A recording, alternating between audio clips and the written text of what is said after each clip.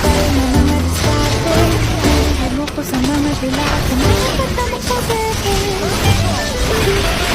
Kaya nga noong makilala kita, alam mo na agad na mayroong himala. Natutuwa kong magtakong at napadalas ang pagsuot ng bestidang pula. Pero di mo naman inasan na ako ay magbagong tuluyan para patunayang walang matigas na tinapay sa mainit na kape ng iyong pagmamahal.